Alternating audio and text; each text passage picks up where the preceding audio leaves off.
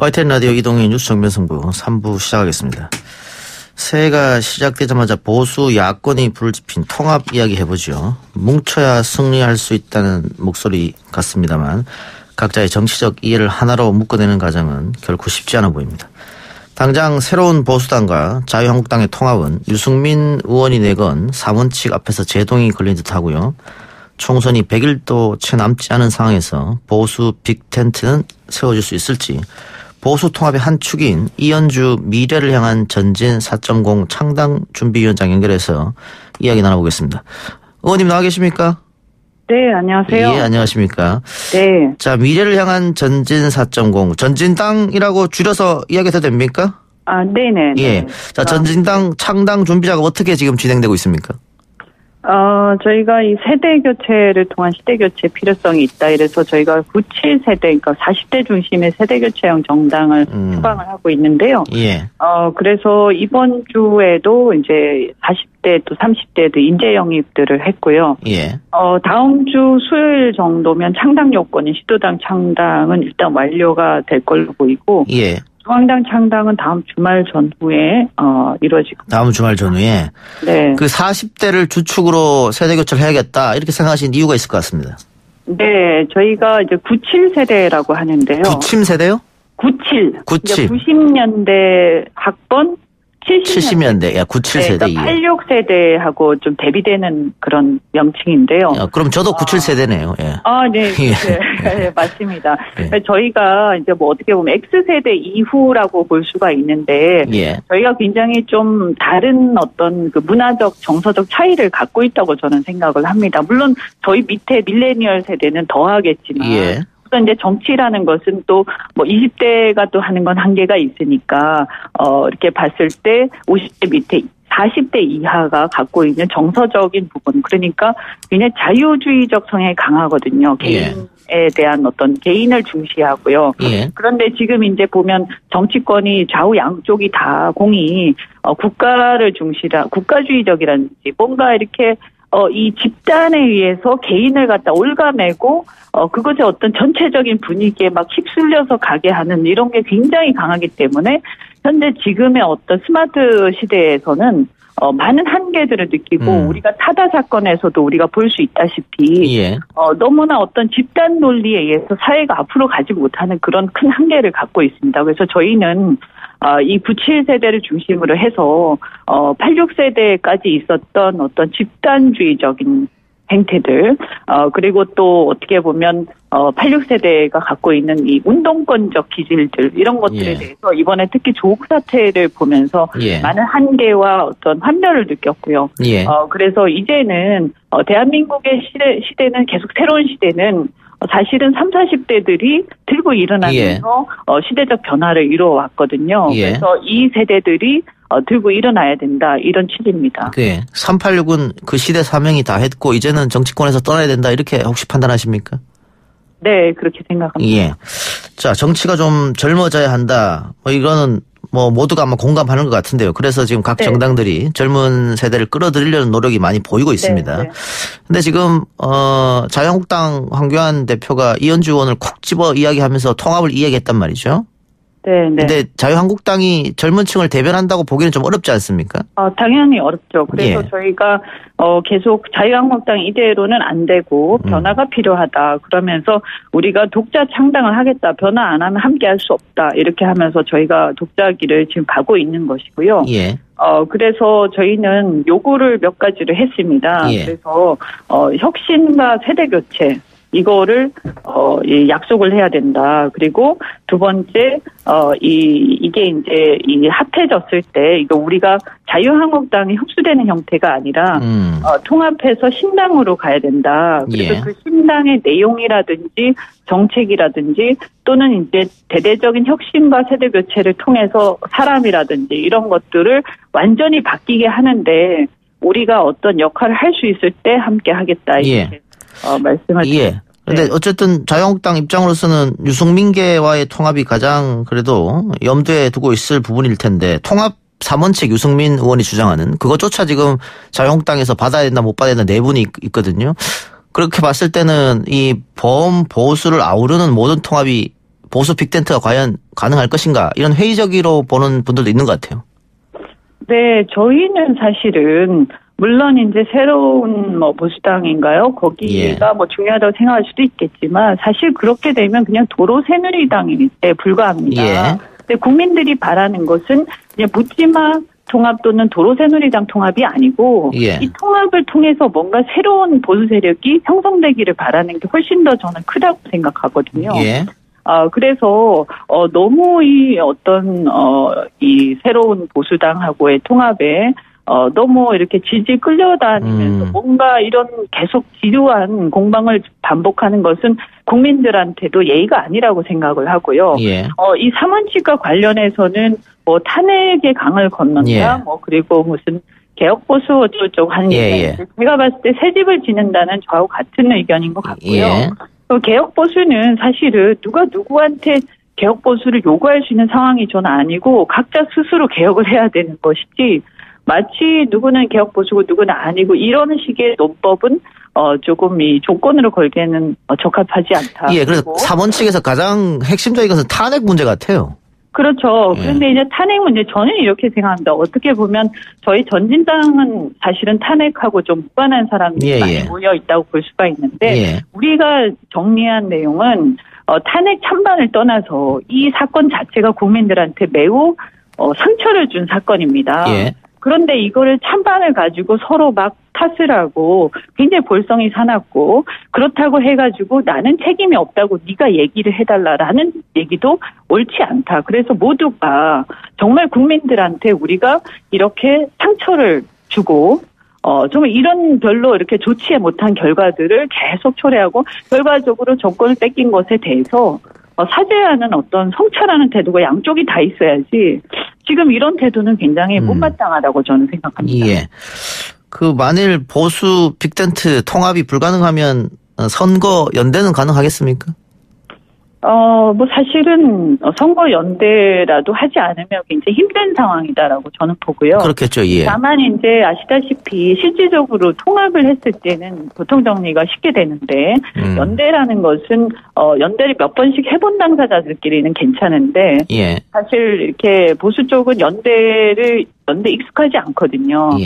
그래서 쉽지 않을 것이다. 그래서 저는 가능하면 좀 이렇게 조금씩 내려놓고 빨리 통합의 이 새로운 그릇에 빨리 이렇게 같이 다 합류를 하자. 그리고 지금은 어떻게 보면 특히 제가 볼 때 기존의 어떤 뭐 친박이든 비박이든 이런 기성 정치 쪽의 분들은 특히 이제 다선 의원님들은 사실 국민들한테 굉장히 죄송한 상황 아니냐. 그런데 너무 이런 걸 가지고 서로 왔다 갔다 하면서 싸우는 모습은 절대 도움이 안 돼요. 더 이상 이렇게 하면 우리 전진당도 당신들한테 아주 매서운 비판을 하겠다라고 얘기를 하고 있습니다. 그럼 새로운 보수당하고 자유한국당이 통합이 안 되면 일단 전진당하고 자유한국당하고 먼저 합친다. 이것도 가능한 시나리오인가요? 저희는 아까 말씀드린 혁신과 세대교체 그리고 통합신당을 통해서 완전히 바꾸자 하는 부분들에 대해서 이 어느 정도 약속이 되고 우리가 이것을 기여할 수 있다라고 한다면 우리가 거기에 기여를 해야 된다고 생각을 합니다. 알겠습니다. 자, 황교안 대표도 직접 만나보셨는데 어떤 이야기가 오갔나요? 아까 말씀드린 그런 부분들에 대해서 저희가 요구를 했고요. 그래서 우선 이제 통합신당으로 간다. 그리고 혁신과 세대교체 이 부분에 대해서 동의를 하시고 이렇게 가야 되니까 이렇게 적극적으로 좀 도와달라, 협조를 해달라 이렇게 말씀을 하셔서 저희가 일단은 뭐 사실은 그런 문제들에 대해서 그동안에는 정확하게 동의를 한 적이 없었거든요. 통합신당 이런 부분들을. 그래서 명시적으로 말씀을 하셨기 때문에 우선은 그 진정성을 믿어보자라는 입장이고요. 뭐 어쨌든 그분이 여러 가지 이제 부족한 부분들도 있을 수 있겠습니다만 제가 생각할 때는 거짓말을 할 만한 건 아니다라고 믿고 있기 때문에 일단은 뭐 이제 진정성은 있어 보인다. 다만 이제 제가 봤을 때 이것을 추진해 나가는 데 있어서 저희가 이런 생각을 했습니다. 그러니까 결국은 뭐 다 해주고 다 이렇게 한다라고 하고 그다음에 우리가 그냥 거기에 싹 가면 함께 합류를 하면 가장 편한 길인데 어쩌면 이 판에서는 우리가 누군가가 모든 일을 해주기를 바라기보다는 가능성이 있고 의지들이 확인이 된다면 오히려 우리가 적극적으로 이 어떤 주도적으로 역할을 해서 그런 상황을 만들기 위해서 예. 노력하지 않으면 안 될 정도로 지금 상황이 굉장히 절박하다는 생각을 합니다. 예. 근데 절박하다고 말씀해 주셨는데 야권 통합이 이루어지려고 하면 황교안 대표가 갖고 있는 기득권을 내려놓아야지만 가능하다 이런 얘기도 있지 않습니까? 그런 말씀들도 있고요. 뭐 기득권을 어느 정도는 내려놓지 않겠습니까? 이거는 사실은 이제 예를 들어서 이제 신당으로 가거나 통추위를 밖에 설치해서 가는 방향으로 가게 되면요. 예. 기득권을 내려놓지 않고서는 그것은 불가능하죠. 다만 이제 얼마나 내려놓느냐 하는 문제인데요. 그러면 완전히 그냥 당권을 내려놓고 처음부터 비대위로 가자라고 말씀하시는 분들이 계신데 저는 이제 이 문제에 대해서 이렇게 드리고 싶은 말씀이 예. 저희가 생각할 때는 통합이 이렇게 성사가 되고 완성이 되고 이 정착이 될 때까지는 신당이 이 각 대표들이나 리더들이 책임 있게 이것을 끌고 가는 게 중요하지 오히려 이것을 놔버리면 일대 혼란이 벌어질 수 있고요. 잘못하면 굉장히 무책임한 상황이 있다고 생각합니다. 네, 지금 정권 3년 차에 접어드는데 보통 이쯤에 벌어지는 선거는 다 정권 심판론이 아니냐 이걸로 흘러가거든요. 근데 지금 여론조사를 보면 야당 심판론이 더 많단 말이죠. 이런 민심은 어디에서 온다고 보세요? 뭐 제가 봤을 때는 이제 정권 중반의 총선은 보통 이제 대통령 중간 평가 성격이기 때문에 사실 대통령제 하에서 야당은 권력 견제가 주 역할이라서 총선이 야당 평가의 어떤 장이 되는 건 굉장히 드문 그렇죠. 경우입니다. 그런데 이제 이런 얘기가 나오는 건 물론 이제 약간은 저는 여당 측에서 자꾸 유도하는 면도 있고 또 한편으로는 이제 탄핵이라는 것 때문이라는 생각이 좀 듭니다. 탄핵 이후의 선거이기 때문에. 그 영향이 아직도 미치고 있다. 네, 그러니까 이제 뭐냐면 아까도 제가 말씀드렸지만 탄핵의 찬반을 떠나서 어쨌든 간에 국민들한테 굉장한 상처를 준 사건인데 이것에 대해서 성찰하는 게 너무나 부족하다. 물론 개개인 성찰하신 분들 계세요. 그런데 뭔가 이렇게 국민들이 정말 공감할 수 있게 대대적인 어떤 진짜 성찰, 진정성 있는 모습을 아직 보지 못했다. 왜냐하면 지금도 역시 통합하는 과정에서 새언보수당하고 오가는 얘기들을 보면 저게 과연 성찰을 했다고 볼 수 있는가 저런 태도가 이런 이제 의문들이 당연히 국민들 입장에서 생길 수밖에 없고요. 그다음에 이제 또 하나는 그렇기 때문에 이번 선거는 대대적인 혁신이 보수 측에서는 불가피하다.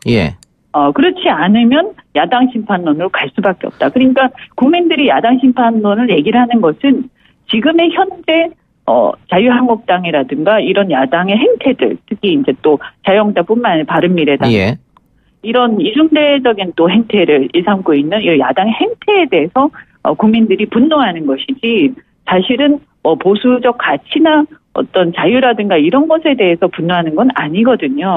그래서 대대적인 혁신을 통해서 아까 이제 성찰을 비롯해서 우리가 새롭게 정말 이렇게 출발을 하겠습니다. 새 출발을 하겠습니다.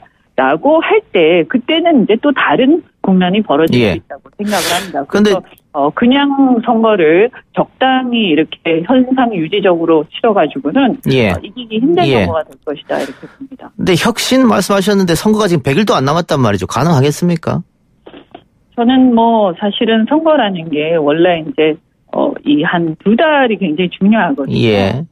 그래서 원래 이제 지금까지는 사실 국민들도 크게 선거에 관심이 없었고요. 아마 제가 봤을 때는 결국은 부정 전후로부터 그 이후가 굉장히 중요한 부분입니다. 그래서 의지만 있으면 못할 게 없다고 생각을 합니다. 알겠습니다. 이건 정당 외적인 질문이긴 합니다만은 최근에 이현주 의원이 진중권 교수에게 상식적인 지식이다 이렇게 칭찬했었는데 그게 정치 좀비 아니냐면서 독설로 돌아왔단 말이죠. 여기에 대해서 어떻게 생각하시는지. 저는 사실은 이분이 보면 이제 사실은 저는 상식적인 얘기, 양심적인 얘기를 하셨다고 봐요. 그리고 그분의 어떤 노선이나 이런 거는 저하고 안 맞지만 그 점에 대해서 그냥 좋은 좀 위안의 얘기를 말씀해 드린 건데 어쩌면 이제 그동안에 보면 그럼 너는 누구 편이냐? 라는 얘기를 가지고 굉장히 많은 시달림이 있었을 것이고 어떻게 보면 좀 너무나 예민해져 있는 시기가 아닌가. 예. 그래서 좀 이렇게 과도한 표현을 쓰신 것 같다.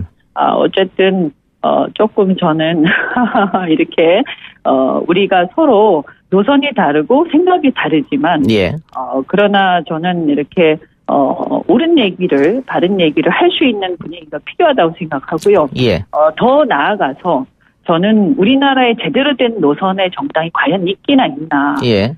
정말 정치인들이 힘듭니다. 심리적으로도 그렇고 민주당이 민주화 세력이라고 생각하고 갔는데 민주당이 민주화 세력이 아닌 민주주의를 파괴하고 있고 자유한국당이 자유를 보호한다고 생각을 했는데 자유보다는 국가주의나 막 권위주의에 막 차 있고 예. 굉장히 괴로운 상황이라서 사실은 정말로 제대로 된 노선의 정당은 현재까지 없습니다. 그래서 많은 정치인들이 갈등을 하고 예. 이렇게 막 힘들어 하는데 알겠습니다. 저 같은 경우는 지금까지 계속 그 길을 찾아온 예. 상황이고 앞으로도 그 길을 찾고 또 제가 만들기 위해서 예. 열심히 하겠습니다. 예. 청취자 질문이 하나 있는데 끝으로 그 질문하고 마치겠습니다. 네. 572 하나님이 이 의원님 어느 지역구로 출마하십니까? 저는 지금 현재 상황은 저도 이제 창준 위원장을 맡았고, 예. 이 통합을 또 잘해서 정말 보수가 혁신하는 그런 모습을 보여야 된다는 지금 사명을 갖고 있기 때문에 예. 현재까지는 제 지역구를 고민할 여유가 없었고요. 좀 죄송하게 됐어요. 그래서 이제 또 기다리시거나 혹은 기대하거나 또 좋아하시는 지지자분들이 많이 계신데 근데 이제 지금 상황은 그렇다. 그러나 이제 이게 어느 정도 일단락 되는 대로 빨리 저도 지역구를 정해서 말씀을 드리고 열심히 뛰도록 예. 하겠습니다. 부산으로 간다고 했던 이야기는 그게 언론에서 흘러나왔던 거였던가요? 네, 제 고향이기 때문에 예. 이제 고향에서 이제 많은 분들이 또 이렇게 기대도 하시고 예. 또 얘기들이 많이 나오시고요. 저도 관심이 있는 것은 사실이지만 지금 그렇게 왔다 갔다 많이 하면서 거기에 내가 나간다라고 말을 하기에는 예, 조금 지금 상황은 그럴 만한 여유가 알겠습니다. 죄송하게 예, 생각합니다. 지역구 결정되면 다시 한번 네, 저희랑 연락하시죠. 예. 네네. 예, 오늘 말씀 고맙습니다. 네, 고맙습니다. 예, 지금까지 무소속 이현주 의원이었습니다.